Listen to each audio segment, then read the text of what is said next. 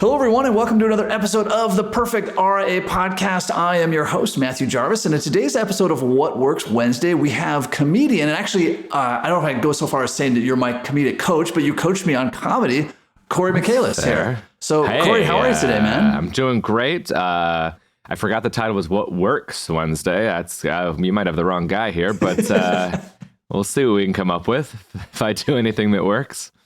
Hello. So it's been a couple years now, but you and I first met.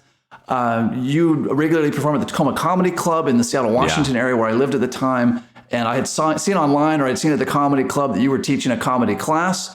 And I recognized your fame and stardom.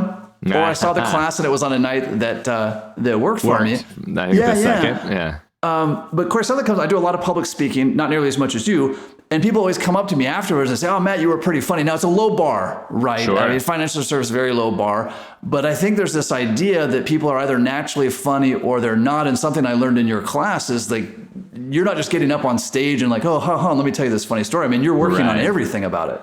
Right. It's all preparation in advance. And so, not all, but even the stuff that's riffed is prepped in advance. And ultimately, they call it a sense of humor for a reason, right? You can sense humor, and some people sense it well, and some people don't sense it very well. And if you're someone who senses it well and has interest, and is probably what you'd probably should watch some comedy, not just stand-up, but any kind of comedy, then I, or anybody who knows what they're doing, can help you be serviceable on stage for about 4 minutes, 5 minutes if you spend some time preparing and working on it and learning some of how we make the stories that we tell at parties to our friends, repurpose them to then tell them to strangers in a much, much, much more concise way. So yeah, people can do it. Yeah. And that's how I started, with a comedy class. Yeah. And now it's my career. So yeah.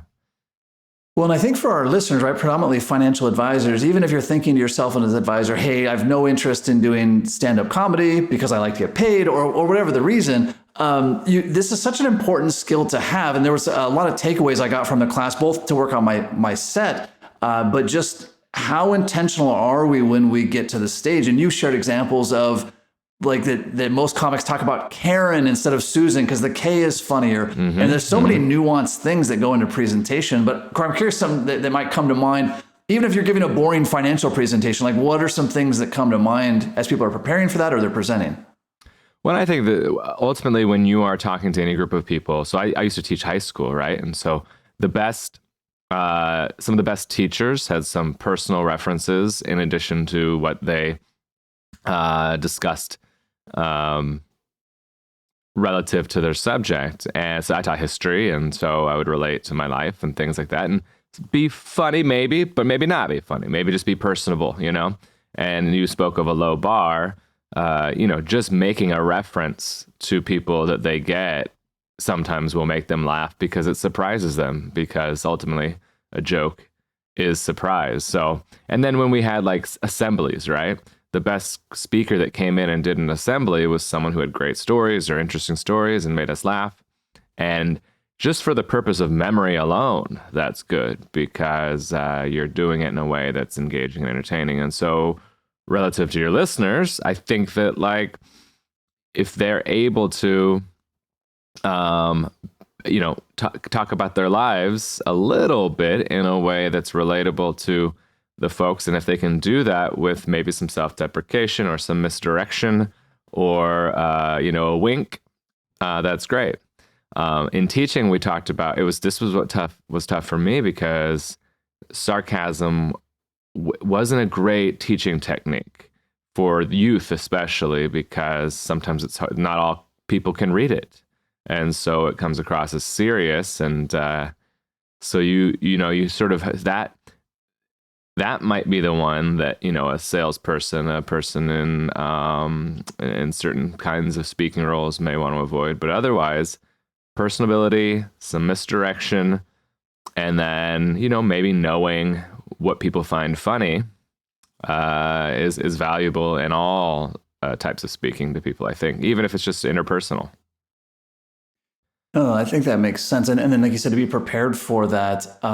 Something that I learned from the comedy class, I guess maybe I should have known this, but I didn't, is that comics, even professional A-list comics, will use the same material. I mean, right, night after night, and it will sort of evolve over time. Yeah. But I think in sort of the amateur civilian world, there's this idea of like, I've got to have fresh jokes every time, right? So for every client meeting, I need a new joke. But really, I tell the same jokes in every client meeting. I tell the same jokes in every client event, and everybody laughs every time.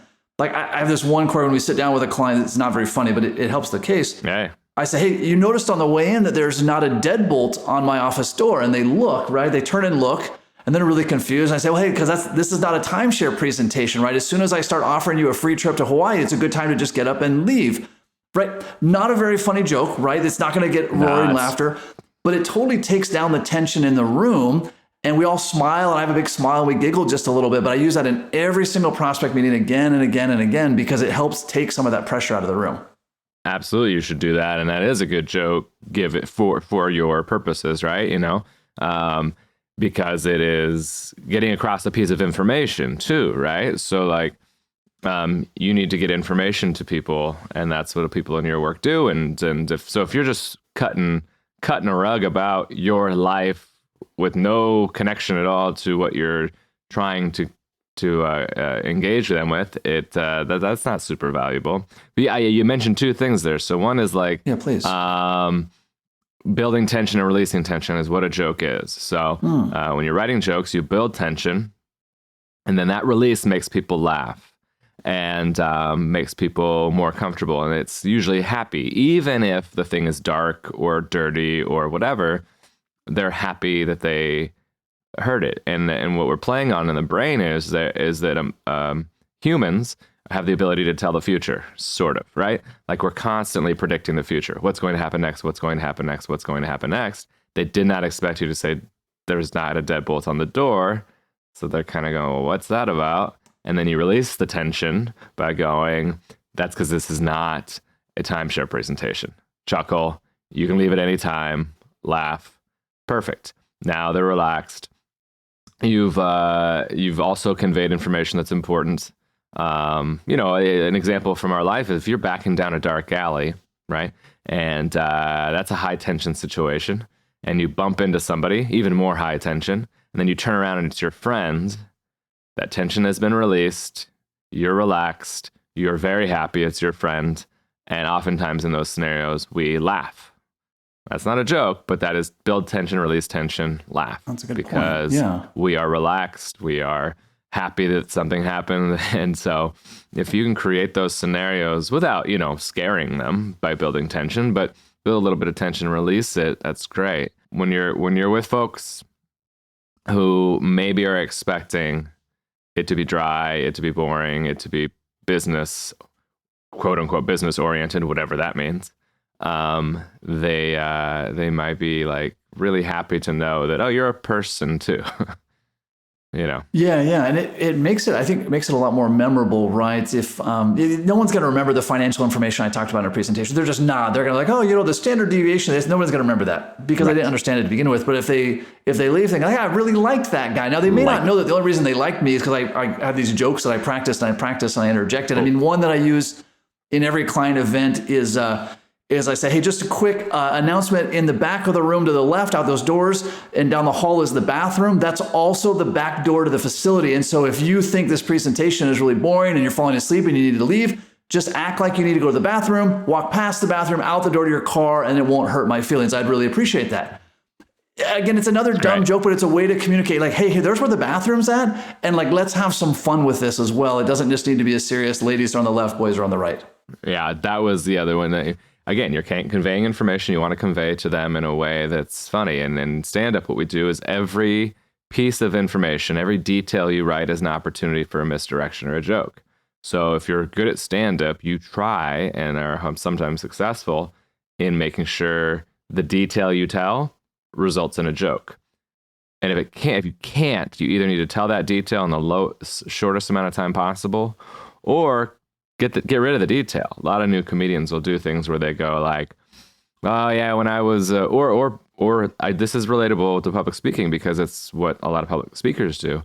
And I was with my niece and nephew the other day. They're like 6 or 8, 7 and 9 maybe. They're like, yeah. And we were in the car and we were driving to the grocery store. We were going to the grocery store. And you're like, okay, what are we doing here? Yeah. Don't need any of that.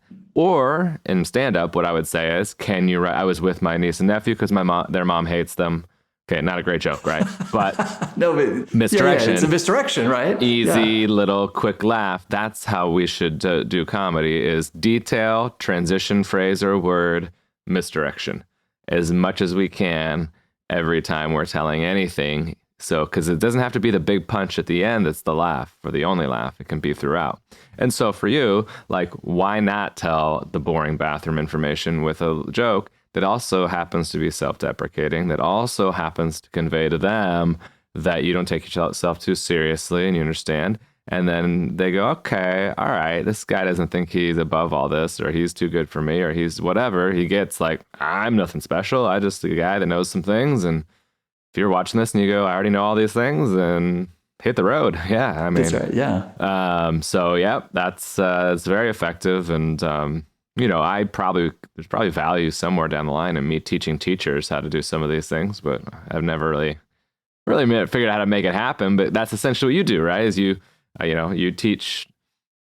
You do a thing well, and you teach folks how to do that same thing well, and you continue to do the thing well. So it's a little bit what stand-up is for me in the stand-up class.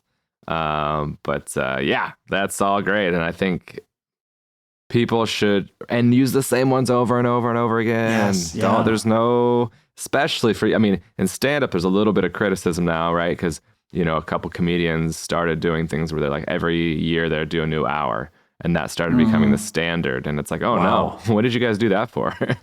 You're killing me here. And I do not have a new hour every year or even close. But the great, great comedians who tour all over the country do.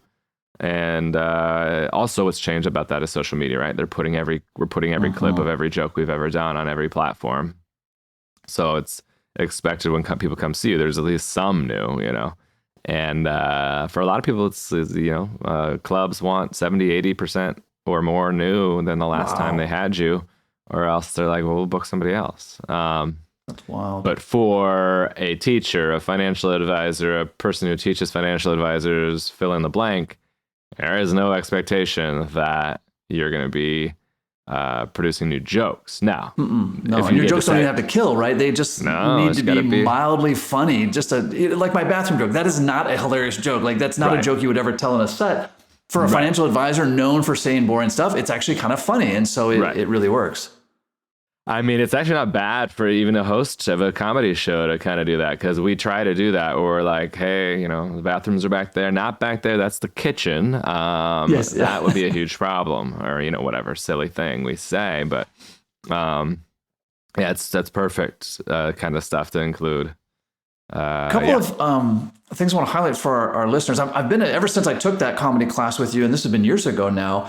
I've always been a big advocate of people taking stand-up comedy classes. I think stand-up comedy is the most difficult form of public speaking, right? I mean, because you're getting real-time feedback on every line. This isn't at the end of the night, someone gives you an evaluation card and says, how did you like this on 1 to 5, right? I mean, every joke is either going to be funny or it's not.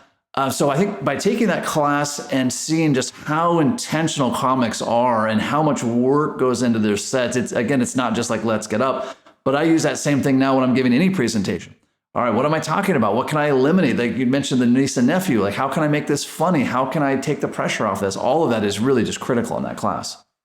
Yeah, and I think that the overall there is, as someone who used to be a teacher and someone who does stand-up, is if I feel like or have the impression that I'll wing that section, or I'll figure that section out, or I'll say something valuable in the moment that matters, it's sort of not realistic. That's not even fair to yourself. You're actually you're maybe giving yourself too much credit, or maybe being unfair to yourself. Either way, you're probably not going to nail it in that moment. And we, I did some presentations for your group, and on the fly, we decided to cut it shorter.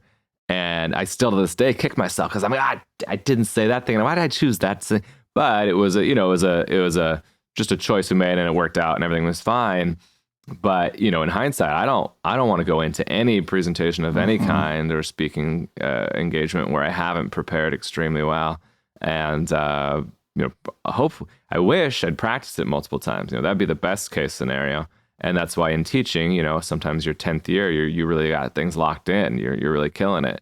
And in stand up, your 10th year, 10,000 hours or whatever, like and that's why I try to do a new act every year is like kind of crazy, but open mics, multiple shows, running bits here and there, trying to get saying them out loud over and over and over and over and over and over again until you really got it locked in how the right way to say it is so important. And I think anyone doing any sort of presentation should understand that, like, hairbrush in a mirror, you and I don't use hairbrushes, but that's right. Yeah. Beard brush in a mirror is, honestly, you got to say it out loud over and over, not just for memory purposes, just to hear, oh, that's not quite right. Or, but the idea that you're just going to wing it and it's going to work out is probably not going to happen. And the people that do the best have an illusion of spontaneity. Yes. So they aren't actually spontaneous. It just appears that they're being spontaneous. Stand-up teacher in high school, financial advisor giving a presentation, improv. Improv folks are probably the most, I guess, But even like you go to a concert, right? In between songs, they say things. They say those things every single night. And you might go, no, he just said our city. Oh, yeah, he changed the city. And when somebody yelled out, I love you, he said, I love you too. Yeah, they know, and they've heard them, and so they're prepared for that. And that's the way it should be. There's nothing wrong. There's no, I guess maybe some people deep, somebody somewhere might say, hey, it's kind of lame that they just, whatever. That's just the way it is, I think we can't overstate the preparedness. So a few weeks ago, I was in New York with my daughters, and we went to a Broadway show, right? Went to a couple of Broadway shows, and we were not put out at all that was the 1,000th time they had done it just like that, right? It's not like they got up there for Hamilton, like, hey, what do you guys want to sing about today? No, nope. Everybody knew every tap, every step. But you're right, we have sort of this illusion that, you know what, if I'm good enough, I'll just go up there and I'll ad-lib it, and I'll ad-lib my presentation, I'll read my slides, and you can do that, and it's going to suck, and everyone's going to know it's going to suck. Or, like you said, Cory, you practice in front of the mirror and you videotape yourself and you're watching that. I remember in your class, right, you'd have us write down our sets again and again and again and again and again, and then present it again and again, and we're watching, record it, and watch and record. And those were for amateur night 4-minute sets or 5-minute sets. Must have practiced that hundreds of times. Yeah. And that was for something that really had no meaning in life. It was just for fun, a presentation. Just a fun thing. Your livelihood. Yeah. Yeah. I think that there's, this is from my teaching days too, but so there's two things happening, right? You want to get it right. And like the English language allows us to have, 10 different ways to say one sentence. And so there's a comedy little tidbit is that you want to make the funniest phrase or most misdirective phrase or word last or towards the end as much as possible. And because if you have words after the punch, you're stepping on the possibility of laughter from the audience, because they'll stop laughing to listen to what you're saying, and then it dissipates, and it's just a real weak laugh. Whereas if we call it a punch for a reason, it's because it should be strong, and it should really hit hard right at the end. And so, so trying to prepare, so that's one reason to prepare, is to just get the wording right and the phrasing right of whatever it is you want to say. And then another reason to prepare is, for memory purposes. And, our memory is, long-term memory for humans is not really a thing. We have to engage with material 7+ times over the course of time. And that's just to maybe remember that at 80 or 90% capacity. And we have to be intentional about how we engage with that material over those 7+ times. Our brain, different parts of the brain line up at different times, or different things that are happening. So writing it versus speaking it versus reading it versus drawing it versus asking a question about it or answering a question about it are all different parts of the brain. And so when it comes to a material you want to know, you should try and engage with it as many different types of ways as possible, not just whispering it to yourself, but also writing it, telling other people it, having someone ask you about it, writing questions about it yourself. And so apply, some of those apply to stand-up. I wouldn't really write questions about my stand-up. However, best place for new material is existing material. So if I got a bit that's working, I should probably be going, what else is there? Am I getting every last bit out of that I can? But for memory purposes, I should be speaking it. I should be, writing it down. I should be listening to my set. It's very, very valuable to listen to sets, and we don't all do it. But yeah, so for all of those reasons, you should be engaging with any material you're trying to present a lot. Yeah, for sure. I think it all comes back to that level of intentionality, right? I mean, as a comic, you have to be that intentional, or your whole set will bomb. But as a financial advisor, I think you can get away with a lot of mediocre presentation skills, but you're going to always be sort of a mediocre advisor, right? If clients meet with you, whether it's one-on-one or in a group, and like, I talked to Matt, I didn't understand most of what he said. I really just left confused versus, boy, if I'm really practiced, I'm really rehearsed, that's going to leave them with a much different impression than the other. Cory, tell us a little bit about where people can find you, where they can learn more about your work, where they can potentially take your class, and then we'll end with a couple of quick action items. Sure, yeah. So it's Cory, Cory, Michaelis, Michael-I-S. It'll be in the description, but you just follow me at Cory Michaelis Comedy on anything you have.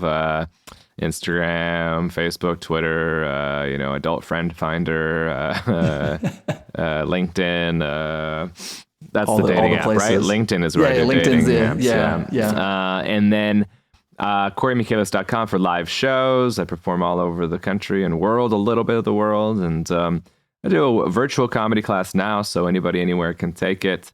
A little harder to get you that stage time at the end if you're not somewhere where I have connections. But we do it through a comedy club, and then we do the show at the end, Tacoma Comedy Club. And we're going to do it in Louisville here over the summer as well. And yeah, I mean, just follow me. I mean, we need, for our ego and for our careers, we want you to follow us. We don't think it's weird. We don't think it's annoying. We don't think it's creepy. Please follow me. I got a cat video that got 9 million views the last 2 days, and it was 13 seconds. And I put it on my TikTok, and it went nuts. And I can't get my stand-up to get 5,000. So that's live. Please follow me for stand-up. Yeah, I would say for sure take Cory's class. I mean, the only reason I think you would not is if maybe you found one nearby and you wanted to take one in person. Unless you're in Tacoma, Washington area, then by all means take it in person. But it will make you a dramatically better financial advisor, if only because you've gone through 6 weeks or so of being intentional about what you're saying, versus I think our default is there's a blank space, I need to fill it with some kind of gobbledygook or whatever. Yeah. Take that time to be that intentional. Go ahead. And let me add, let me provide you some value for following me. I don't just follow me. There's some funny stuff on my pages and stuff like that, but anybody who contacts me or reaches out in any way, I have there's plenty of online resources for you to pursue learning how to write jokes or write comedy and perform it or whatever that could translate to what you do. So if it doesn't make sense, or if you're not interested, or if you feel like a comedy class is a scam, no problem. I got you. I'll give you a bunch of free resources online that you can read, watch, and maybe be interested in. And at one of the conferences, I taught a few folks stand up in about 2 hours, and then the night after that told some jokes on stage and did quite well, actually real fun. So it's not something that's like takes a ton of effort or time or work to kind of get a sense of how you turn your sense of humor to actual presenting humor. Yeah, it's kind of hard to think how taking that class would go wrong, right? I mean, I guess maybe we think of somebody who's like funny. They think they're funny, but they're not. I mean, we're going to set those people aside. But again, you being able to interject a little bit of humor or precision into your presentations, that's going to skyrocket for you. Yeah, huge value. Awesome. Well, Cory, thank you so much for your time today. Thanks again for the class I took. I'm going to go back and look at my notes and when that was. It must have been like 2018 maybe, or well, there was like a global pandemic, I don't know if you heard about that, but it's really changed the time frame. I mean, I'm constantly saying like, 2 years ago, and people are like, well, it wasn't 2 years ago, right? And I'm like, oh yeah, I guess it wasn't 2 years ago. That awesome. Year and a half or so, it kind of reduced. Yeah. cut it out of my Yeah. memory. But yes, I think you're right. 2018 sounds about right. Be sure to look up Cory, follow his stuff. Cory, I've seen your set and your show many times. I always enjoy it whenever you're in town. So find Cory's show when he's in town and watch it just for that. But take the class. I'm telling you, it's going to make a real difference in your practice and in your life. And if only because it'll force you to be more intentional about what you're doing. So Cory, thanks again for your time, and for all of our listeners. Until next time, happy planning.